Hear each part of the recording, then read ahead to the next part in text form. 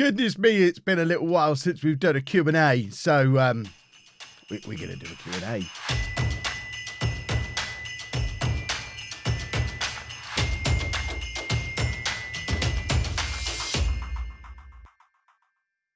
So I spent all day yesterday out filming for the Football Manager channel, so I wasn't able to produce a vlog yesterday. So when I got home, I went to the channel community page and I asked you for some questions.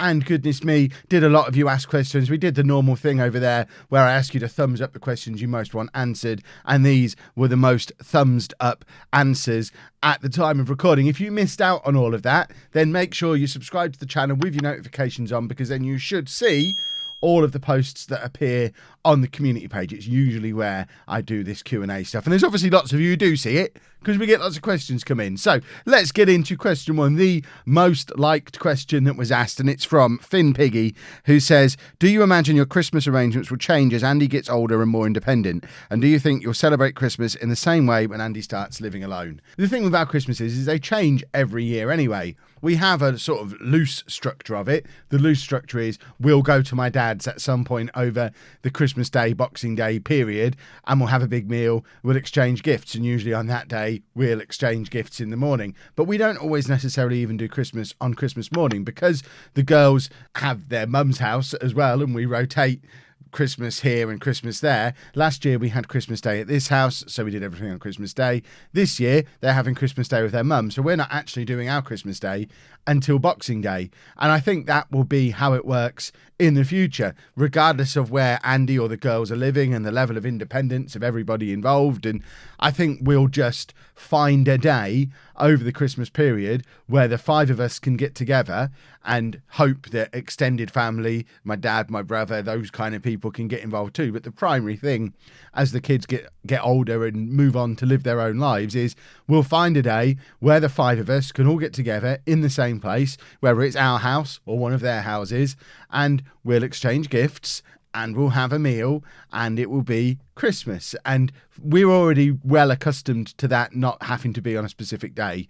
And I think that will actually be an advantage for us as we move on into the future, because it's probably going to become even less likely that we can do the 25th of December together every year as the kids all move on, start their own families, have in-laws and stuff that they're going to have to accommodate over the Christmas period. And yeah, it might be that in 10 years' time we're celebrating Christmas on the 3rd of January. But you know what? As long as we do it, it doesn't really matter. Sarah Haverson says, if you had the call, which would you rather appear on? Strictly Come Dancing or Celebrity Get Me Out of Here? Full disclosure, I have never watched either of these shows. I'm vaguely aware of the format of both of them, mainly from what I've seen on social media and odd little clips that become memes. My understanding is on Strictly Come Dancing, you just have to turn up in a warm studio once a week and do a bit of dancing.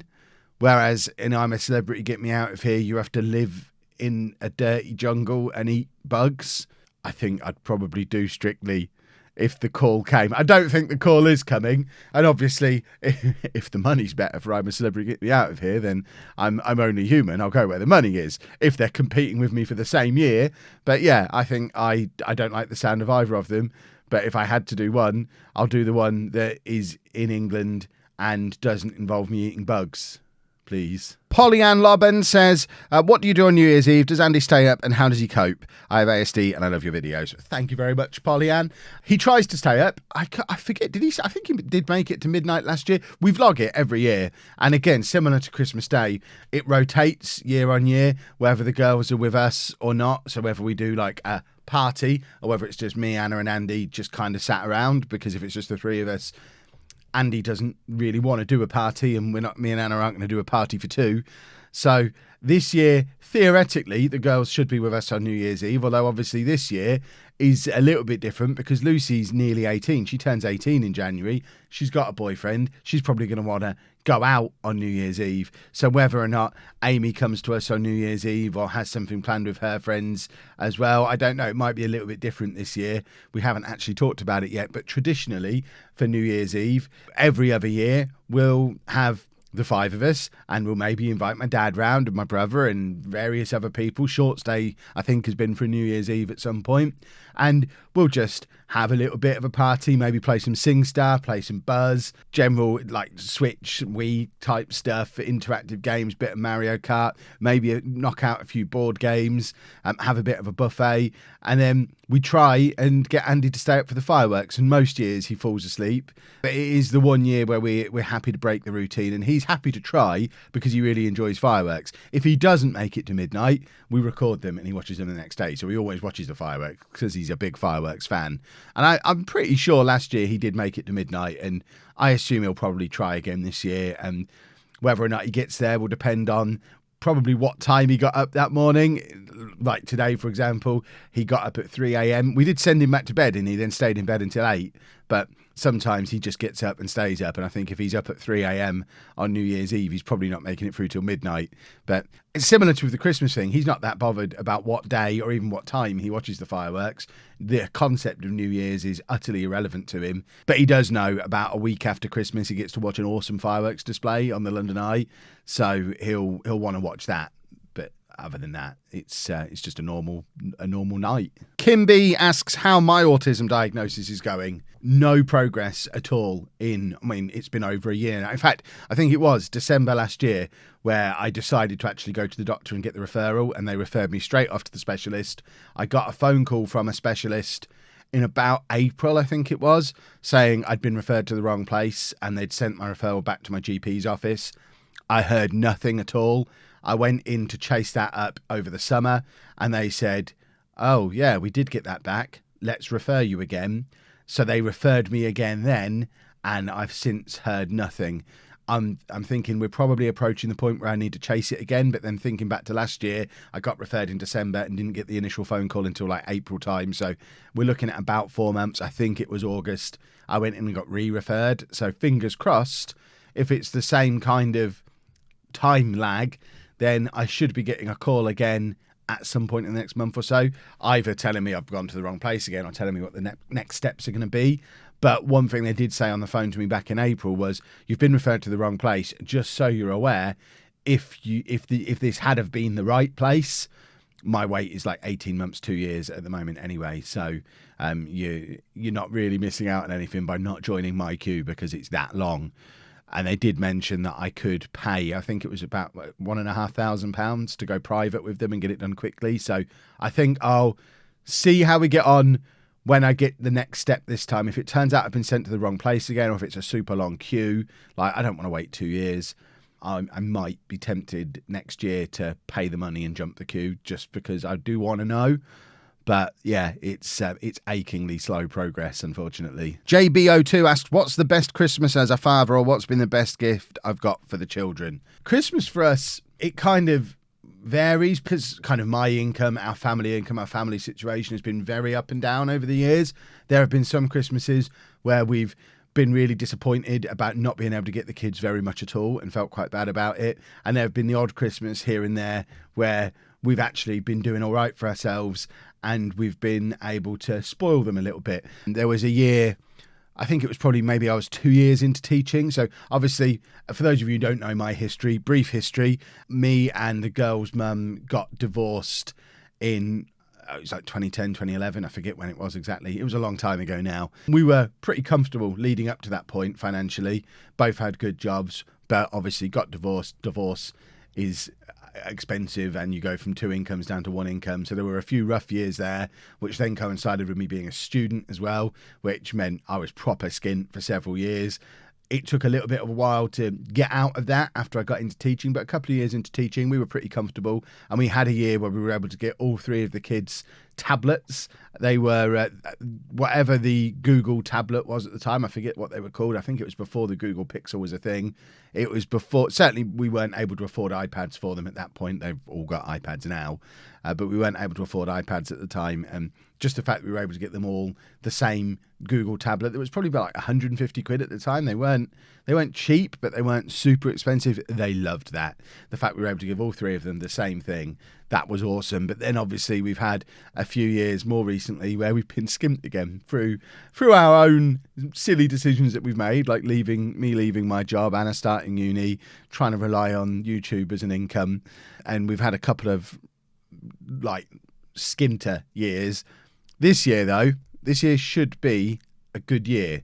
I think this is going to be one of those Christmases similar to how we rushed going to Disney this year because we wanted to do it before Lucy was an adult. We wanted one last opportunity to take Lucy to Disney, and it's a good job we did it when we did, because we've booked it again for next year and she's already said she can't go because of uni.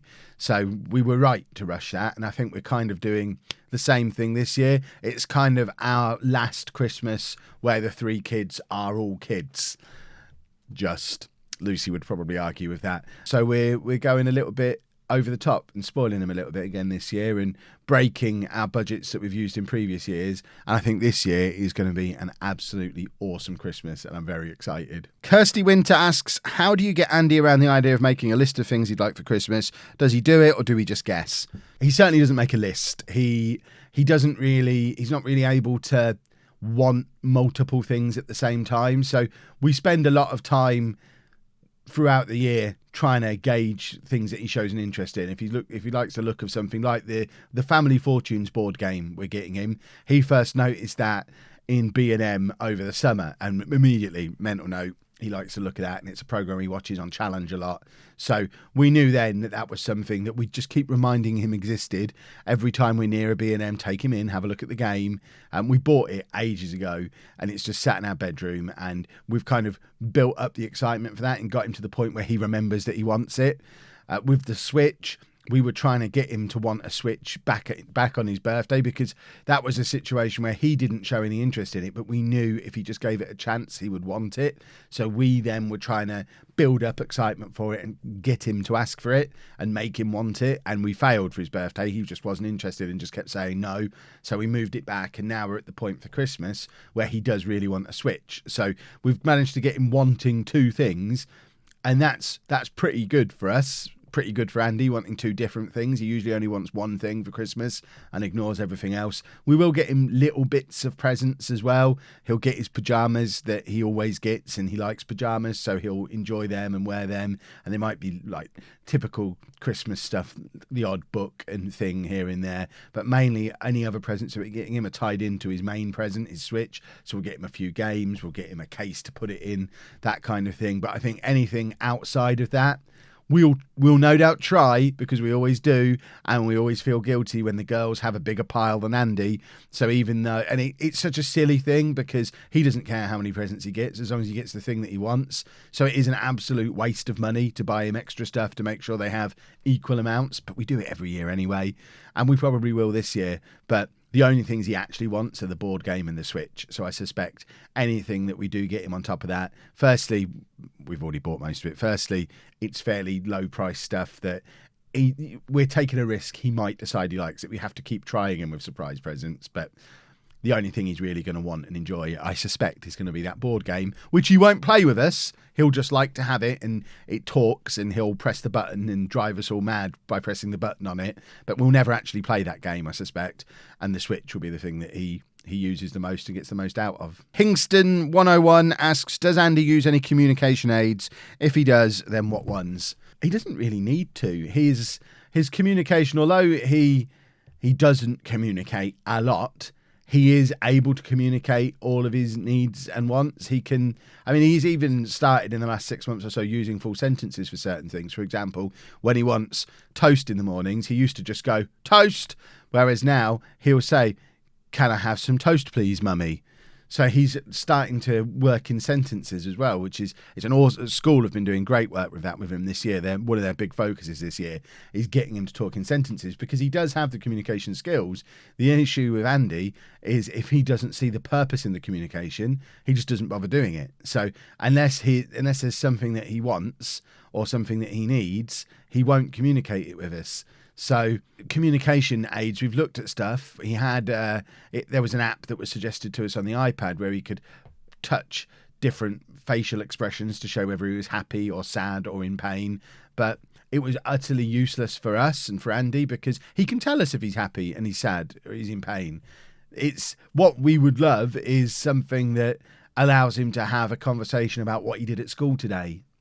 or, you know, what he did when he was at his respite place, or what he enjoyed about the trip to Disney, because that's the communication that he doesn't see the point in doing, because he already knows what he did at school today. Why does he need to talk about it? There's no benefit to that communication. He doesn't care if we know. And that's the bit where, because he's got no desire to have that communication, a communication aid isn't going to do any good anyway. Danielle Butler asks, if you and Anna could have anything for Christmas, what would it be? I can't speak for Anna, but I do know that we're a nightmare to buy for each other, because we are at that age now, mid 30s, late 30s for me, mid 30s, where if we want something throughout the year, we tend to buy it. So it's difficult. There's no stuff that either of us really want. We are both doing the thing we do every year at the moment, where we're telling each other we've got each other awesome presents. And I think I've got her some really awesome presents that she's absolutely not expecting. But I think if you asked her what she wanted, and I have, she would say, nothing. I've got everything. There's nothing I really want. So I think we're getting to that point now where, rather than actual gifts, experiences is the big thing. So I think if we were able to have anything at all, we'd love the chance to go to places we've not been to before. So we'd love to be able to go to New York or Las Vegas or San Francisco, or go to Disney in America, or go to Tokyo, or, you know, Paris, wherever, Barcelona. I think trips, experiences, stuff, because it's stuff that we never really got to do. Me and Anna both had kids very young, so we never had that period in our early 20s where you would go on holiday with your mates and go on your Club 1830 holidays. I don't even know if that's still a thing, but, you know, we never got to travel around Europe. We never got to go on all these fancy trips. When we were kids, we didn't get taken to America to go to Disney or all these things. You know, we weren't rich kids. So travel is that thing that we've never really got to do. And I think the older we get, the keener we are to see as much of the world as we can before we're too old to enjoy it. So we're finally starting to see the benefits of having kids young the way we did, because we're going to get to go and see the world when we're a little bit older and have a few quid. Whereas if we'd have done it in our 20s, you have to do it the skint way and stay in youth hostels and all that kind of stuff. And then when you're older, you spend your 40s looking after your kids. Well, when we're in our 40s, our kids are all going to be grown up and gone. So I think we're kind of just waiting for that to happen so we can go and do our travelling around the world. But as an actual Christmas gift, if money was no object, I think a trip to Florida for Disney, something like that. It would be a trip rather than a thing, I think. Zippy Cohen says, what would my ideal week be? So no work, editing, responsibilities, etc. So just going abroad, going to Comic-Con, different conventions. Love your channel. Thank you, Zippy. I think my ideal week would include some work. I love my work. I think I would be bored, like super bored, if I had to go a full 7 days without doing anything work related. So if I wasn't making any videos, wasn't filming anything, wasn't playing Football Manager, I would be super bored. I don't have the type of brain that can just sit and relax. I was just talking about travel and holidays and things. To me, and I think, and this does apply to Anna as well, we talked about this, our nightmare holiday would be like going on a package holiday to a beach resort where there's nothing to do other than just sit next to a pool or sit on a beach for a week, because it would be so boring. So I think my ideal week, I often live it. I've had a couple of perfect weeks this year. I mean, the week we went to Disneyland this year probably is the most perfect week I'll ever have in my life. Started off on the Friday, heading to Comic-Con down in London. Fantastic time at Comic-Con. My happy place, my favourite thing to go and do for a weekend. Got to speak on a panel there for the first time, moderate my own panel. It was groundbreaking, first time ever in the world, a neurodiversity panel. But for me, I got to be on stage at Comic-Con, which was like a dream come true. And then came home from that on the Sunday night. And then Monday morning, we're driving down to Folkestone to get the Eurotunnel to go to Disneyland for the first time ever. Not only for the first time we'd ever been to Disney, but our first ever holiday as a 5. We'd never been on holiday as a 5 before. So to be able to go to Comic-Con and Disney in the same week, that's awesome anytime you do it. But because I got to be on stage at Comic-Con for the first time, and it was our first ever holiday as a family, and potentially the only one we'll ever do. I guess we did Centre Parks as well, actually, so it's not strictly true. Because it was our first time going to Disney, that was just a perfect week. But I worked my backside off all through that week. You know, I produced probably 9 videos on this channel that week, I think, because it was more than daily while we were doing all that, because we had the panel and a few other bits and pieces as well. Plus, there was Football Manager content coming out every day, which I'd stacked up in advance. So my perfect week still involved me releasing 20 videos. And I loved it. And when we were at Disney, I would be editing late into the night. And it makes it more fun for me because I love making the videos as well. So, yeah, that week is about as close to perfect as I think we'll ever get. May this year, it happens in reverse. We're going to Disneyland Paris again. And then when we come back, it's straight into London Comic Con. But obviously this year, it's not going to have any firsts. So as much as it's going to be an awesome week, I don't think anything will ever top that perfect week last year or this year. Craig Huntley asks, if YouTube wasn't financially viable to do as a full-time job anymore, what would be my plan? My plan would be find something else to make some money. I could write. I mean, I've written books in the past. There's an example of one behind me. So I could write to supplement my income. I could, you know, I think we're reaching the point now where I have enough sources of income for if YouTube completely went away. Yes, it would be painful, but I could just shift focus a little bit and balance things out and we'd be all right. I'm very careful to not rely completely on YouTube for our income. We have income sources, yes, from YouTube, but also from Amazon through the book, from Twitch, from when I stream over on Twitch. We have merchandise sales. We have affiliate marketing income. We have Patreon. We have channel members over on the Football Manager channel. And at some point, I'll get that up and running here on this channel as well. So there's lots of different income sources. So I think if YouTube did go away, I'd just double down on Twitch and writing, and I think I'd probably be okay. I would hope, and this is major touchwood, I hope I don't ever have to go and have a real job again.